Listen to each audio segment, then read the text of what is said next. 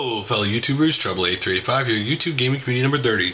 We're going back to back today because this one done today, and then what's going to happen is late tomorrow night I'm going to film 31, and then I'm going to put it out early Thursday. So put in your videos. If anybody's making a video supporting, about Memorial Day for the troops, just put it. Add the video response to this video, and if I don't get to it tomorrow, I will get to it on the video on Monday. So let's start off with the comments to selling violent video games to minors, and we're going to start off with CreepBoy411 since he is the one who asked the question or wanted an opinion. The thing I support would be to keep a game out of the hands of a kid that's not old enough for it, say Call of Duty for a 10-year-old. But as you said, it's in the parents' hands. My son plays Wii and N64 with games that are age appropriate. He's not allowed to touch a 360 or watch the gameplay, and he knows why. Too many lazy parents that can't or won't say no to their child these days is the problem. So there are things I do support. I would never want it as a law. Now here's the response I give to a lot of people to their comments to this video. It's this. A parent's job is to make it as hard as possible for a kid to see or interact with anything they think that is wrong for them or that they're not ready for. And what they're ready for, so a lot of times the kids will give you a sign that they're ready for it, or you decide they're ready for it. Now, I do not like seeing 8, 9, 10-year-olds on playing Call of Duty because they start seeing how the other morons act online, and they start thinking that's the way you're supposed to act when you play games online. It's too bad they couldn't go somewhere like Japan and how formal they are over there compared to here, unfortunately. But that's the problem when they're young, is that you need someone to have a guiding hand with them to explain to them, this is not how people act, this is how you should act. As a parent, that would be your responsibility. My son does get to touch our 360 because we have a Cars game for him, but I think it's much easier to let your child play a next generation system if it has no online on it whatsoever. Because then you don't deal with that component. But yeah, again, it's up to the parent to decide what's right or what's wrong. Next up, RPK GameVid said, I think it just depends on whether the kid can handle it, if he's mentally balanced, and if playing a violent or watching a violent movie won't scare and give him nightmares. Then I see no problem with letting them play the game or watch the movie. I watched plenty of violent and horror movies when I was little, and I was fine. And then the last video games weren't really that violent in those days. In concept, they just couldn't graphically show you how violent. Splatterhouse back then would have been done with the graphics today. It would have looked unbelievably gory. But yeah, I mean, it just depends on a person's balance. My best friend growing up, his dad never let him watch anything underneath a PG-13 movie. He turned out fine. Again, it depends how strong and mentally balanced the person kid you're talking about is. 8-Bit Goomba's comment was, on the topic of violent gaming, I have 13-year-old family members that grew up without any type of video games. However, they are part of a family of hunters. It is okay for them to have real guns to go and shoot living, breathing creatures, but it's not legal for them to walk into a store to purchase something that contains fake violence. I've said it once and say it again. It is people who make people bad, not video games or anything else that they are subject to. I always get irritated when people play video games and they blame guns and they blame... The truth is, who are their role models? Who do they associate themselves with? Those people probably usually have much more effect on somebody than playing a video game. I always hate that correlation. Anyway, Biff's Gaming Vids, his response to this was, we need to ban mature violent games, music, videos, magazines, and such from minors. Children do not have the same rights as adults. If a parent wants to buy it and give the XXX porn flick to his son, then so be it. Gang raping women, torturing, and then killing them is not something a 12-year-old should be doing. Websites should end in .xxx or .porn. Just my thoughts, could care less if anybody agrees with me. Again, I think first of all, the first problem is they're not enforcing the laws. That's the first problem I have. They want to throw another law on top of laws they're not enforcing. That's why I laugh when they always say, well, we need to make more laws, when the laws they have they're not enforcing, which would cut down on some of this stuff. And the XXX and .porn he's talking about is the U.S. government, for a while now, has been trying to get all the porn sites to go to that designation. But unfortunately, the courts have ruled that that's discrimination. I don't understand why, but they say it is. And the reason why you ask why do these adult sites fight this is because if they put you on that designation, any ad blocker, any email blocker, any website blocker, or any person could set it where they can block out anything with that designation and they'll never get anything from them. So, next up is White Girls Asian Please. His comment was, congratulations on your 75th video. No, video cutoff. And let me talk about that video cutoff for a second. I sat here for about over 5 hours straight, just recording, recording, stopping, deleting, recording, because I was trying to cut the comments down to fit on YouTube. And I finally got it right. I'm going along doing it, and then all of a sudden the camera shuts off, and I went, "You gotta be kidding me!" But I watched it and saw that it cut off right when I ended talking about something. So I said, "Okay, we're gonna put it up anyway," because I'm not waiting another day to do the video again. So. Anyway, I am more fond of video game rating system than I am of the MPAA rating system.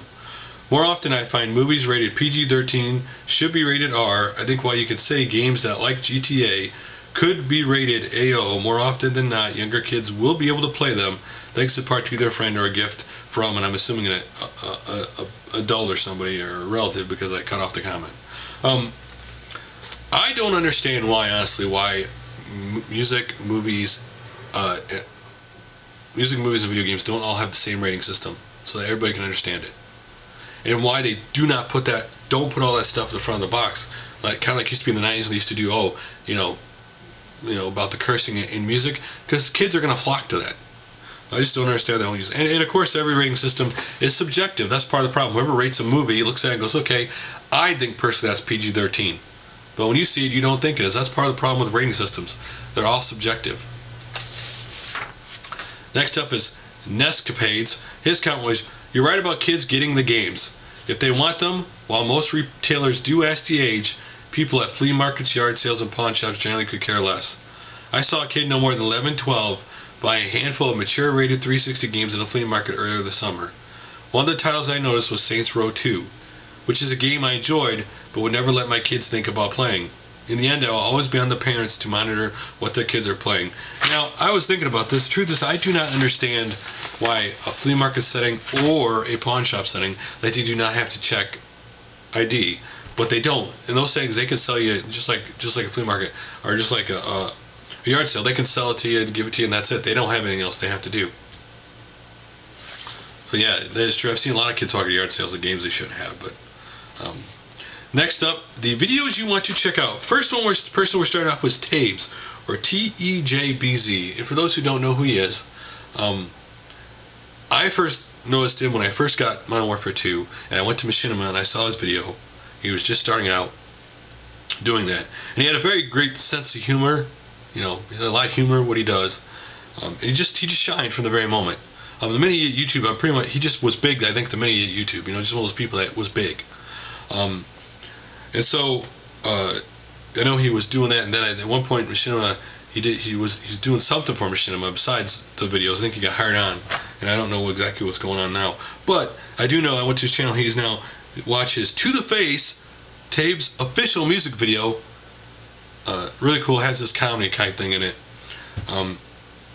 And then another video you may want to check out is Gamerx Stockholm Video Log 1, where he's at Gamerx. Is kind of funny because his video he's trying to sneak in to play Call of Duty Black Ops and he keeps getting caught. But check out his channel if you want to know. His channel currently has 244,000 subscribers, and I believe he gained like 14,000 between today and yesterday. So next up is StrictlySegaEurope's Super Nintendo versus Sega MegaDrive / Genesis. If you want to see a review of both systems against each other. Next up is Rinrygamegame introducing the NES Zapper. A really good done video, really well produced video showing other zappers, like explaining the Zapper for its time and introducing to you. Really great video.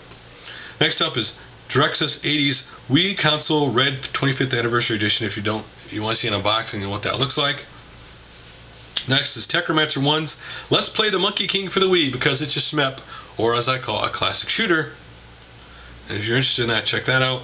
And then his other video is Broke as a Joke Classic Edition. The reason why I point this out, pickup video, is because he has an Atari 2600 controller in there I've never seen before. But then back in the Atari 2600 days, to be honest with you, I just thought the base controller was it. Until I had an NES, I never realized that people would make other controllers besides the one you got with the system. So, Next up, Jason Moore 87, is Microsoft's Kinect racist?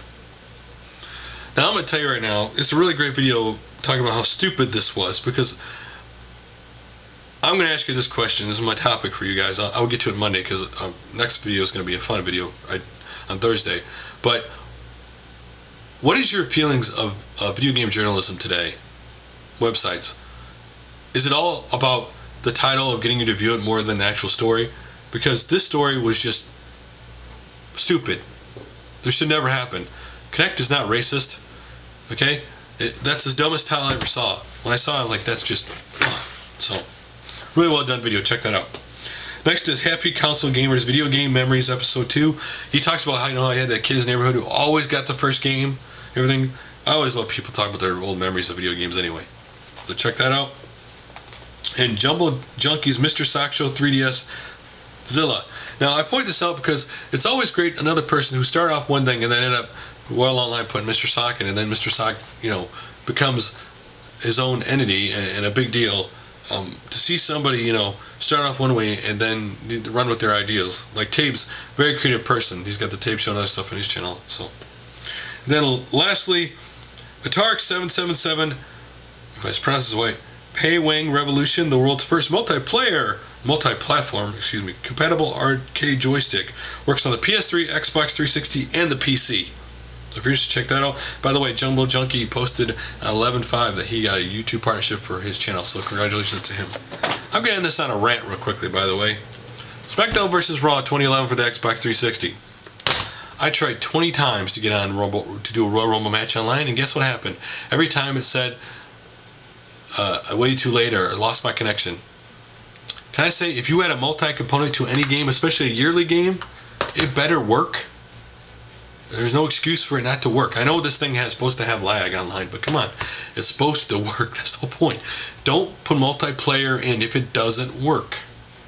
This game actually would have been just fine if it didn't have multiplayer, but if you're going to put it on, make it work. So, tomorrow video, I'm going to get, or Thursdays, I'm going to answer the Street Fighter question and just a lot of fun stuff in that show. So, till that show, guys.